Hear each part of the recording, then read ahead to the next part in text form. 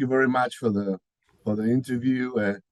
Thank you for the new movie. I really enjoy it. And then I want to start with, of course, with Jamie, asking her about like Laurie, because you've been like portraying Laurie for a while, right? The first time you did it was in 1978, but this time in this movie, That's a while, babe. That's a but lifetime. but then in this movie, specifically in this movie, and well, in all the trilogy, but specifically in this movie, we can see her like in all the complexity she deserves. She said, "We going full circle. That's good for you. That's good for the fans." In the previous movie, Halloween Kills, I know some people say you were kind of a side character, but now you're back in full mode. So how does it feel? Well, it feels important more than anything. This is a movie, as you said, that we started in 1978 with John Carpenter and Deborah Hill writing this character, Laurie Strode, this young girl, 17 years old, with her girlfriends, walking down the street, talking about boys, and then this monster arrives. And Yeah. this young girl who was smart and had dreams. She wants to hold a boy close. It's so innocent and beautiful. And then her life is shattered. And when we made the 2018 film, the reason I said yes is because clearly David understood what happens to people when you get no help, when you get no support, grief counseling, all of it. And you know, he posited a question, what happens to those people? And you met her, she was living behind a barbed wire fence as a supermarks woman. You know, she was prepared for Michael because she just never got any support and help. And so I felt that that was a very realistic, correct assumption of what happens to people when they don't get the help they need. And I just liked the way that story led into the next. And by the way, the reason why she was a side story is because we told the truth. The truth is, when you get knifed in the stomach, it's not a paper cut. It's a wound that you couldn't, if Laurie Strode had been like a martial arts fighter in the middle of that movie, you would have been like, well, wait a minute. But what I liked is that they honored the truth of the reality. And then now, of course, this new movie, David correctly has given musically an interlude, a pause. The new movie, 4 years later, starts with this very interesting piece of visual cinema music and energy and craft, which is very surprising and shocking. And then the music, then there's the interlude, then you get the new characters, and then, of course, the crashing crescendo at the end. It's very exciting. David told me like before that the idea was just not to repeat the same thing all the time, right? To try to keep the things that fans might expect, but not just tell the same story all the time. And this movie is very interesting that way, because you Jamie, you talk about the relevance of trauma, the trauma, people dealing with trauma in this trilogy. And in this case, Davey, you're finding a new way to talk about that through a new character, this young guy who's been accused of murdering a child. But you still having Laurie, you still having like some of the essential characters. Can you talk a little bit about that, David, about like that trying, because it seems like you've been always like trying to find through the trilogy, it's been like developing even more, right? Like this idea of just like not necessarily pleasing only the fan, but just trying new ways to express these ideas, and also developing the characters, because I think this movie specifically is the characters are like a great, all the characters. Well, thanks. You can write for Laurie Strode all day, and you can imagine her in scenarios. And one of the things that's most exciting about stepping into this mythology is playing with that character and asking what if, and calling Jamie and say, what would Laurie do? And these kind of questions that are really fun as a writer. One of the challenges as a writer is writing for Michael Myers, who you can come up with crazy kill scenes all day, but it's a character with no real backstory, no motivation, no expression, and he doesn't talk. So So trying to get into some of the questions that me and a lot of fans ask is what does make him evil? The way to subvert that, because we can't go into his backstory from the genetics and established character of Michael, that John and Deborah very rightly emphasize the ambiguity of his character in that way. But my idea was to explore the manifestation of evil through a new character, which gave a perspective of Michael and ask questions of how much of it is from inside oneself or the community environment that person dealing with traumatic circumstance might be evolving. And then the other is showing a perspective of Laurie's intuition from what she's learned over these decades, her instincts as she sees these seeds of evil starting to manifest.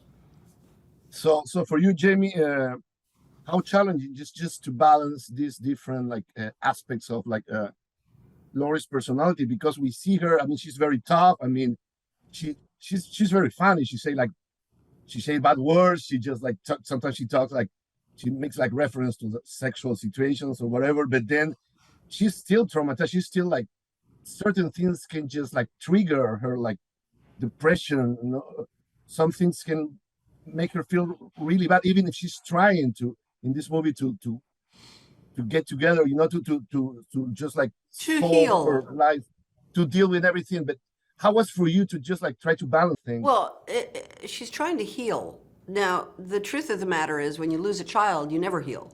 You'll never be healed. Nobody who's ever lost a child will tell you that they are healed from it. Yeah. You learn to live with it. You learn to live next side of it, but you're never healed. And what I liked so much about the idea of a 4 years later is that it gave a chance to see a Laurie who is healing, who is getting the help she needs.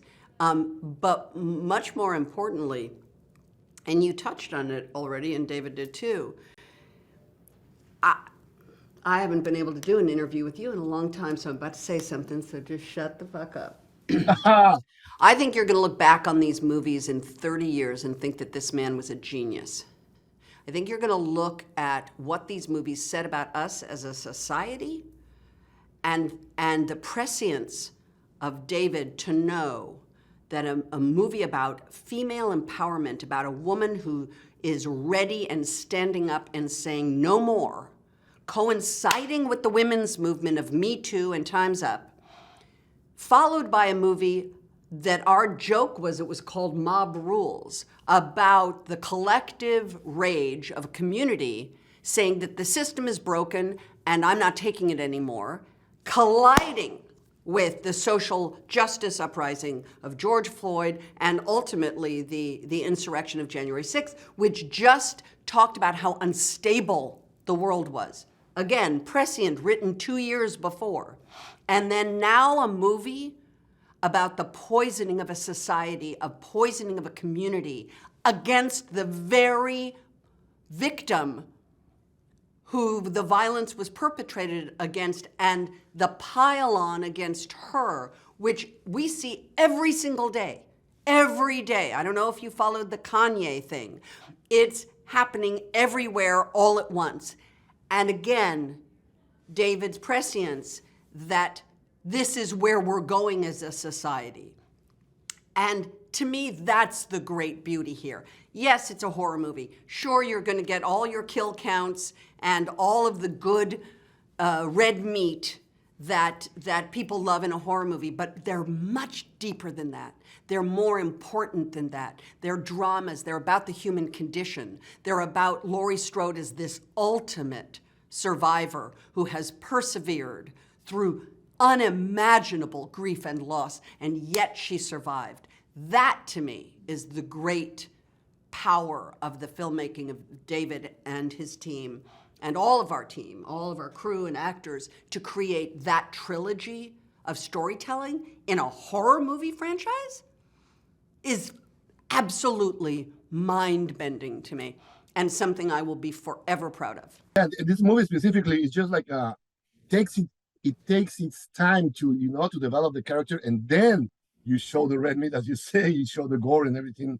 It takes its time, and that can be kind of risky too, but it's just rewarding when you just see all of that, and then you're confronted by evilness itself. And then I want to just talk about that, about the after all that we go to see. I mean, we know because of the trailers. This is not a spoiler. It's going to be a final confrontation with Michael, right? Between like Laurie and Michael. How was for you to shoot that scene? I mean, you've been fighting with Michael for a while, but this one is very intense. How was for you? How was for you, Jamie, to do it, and how was for you, David, to plan it, to write it, and then to shoot it? Because this is good. This is good. What you talked about is an inevitability between Michael and Laurie. There is an inevitable showdown. 44 years later, Laurie and Michael are going to come in to conflict with each other for a final time. That's the sort of big overarching story. What's beautiful in the story, of course, is there's a love story, there's a family story, and a society story. But when you come up with something that is an inevitable conclusion, a fight, the only directive we talked about, and it's interesting because the woman who doubles me, named Ashley, is actually coordinating David's next movie. She's a fabulous stunt performer. But my vote to her and the rest of the stunt team was, don't make it a movie fight. My contribution is that it doesn't look like a movie fight. My contribution is the brutality, the random brutality, the street fight aspect of it, like dirty, including the thing Dave didn't want to do, because Dave, understandably, things take time, and Dave doesn't have a lot of time because they don't give him a lot of time to make these movies. We were in the kitchen, and I said, I want him to take her hair and push her face into a glass cabinet on camera.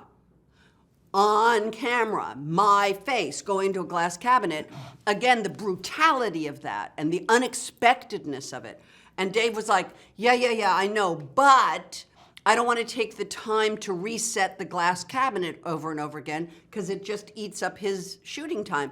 And I assured him that by the time they wiped the blood off my face, the window would be reset, and we shot it. So that's an example of where I feel my contribution was anything that felt like a movie stunt or fight. I said, no, that feels too movie-ish.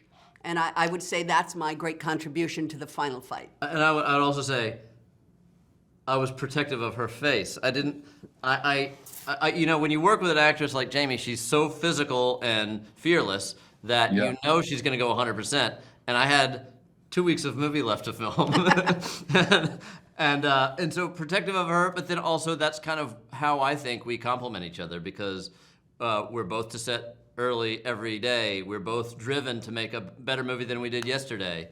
Better than the last one, more entertaining, more fun, more hardcore, and pushing each other in that way. And there's a degree of psychology there. There's a tremendous amount of inspiration there. And in that fight, we're trying to choreograph something that is both very physical, very emotional, and also has a degree of intimacy. I always look to it, as kind of difficult as it would be to explain, is Michael and Laurie are two survivors fighting it out. And there's something very complicated about that, something extremely intimate about that. So it couldn't just be a backyard brawl type of confrontation. It really had to come from story, come from character. It had to, get under the skin as well as really feel some impact. Hello.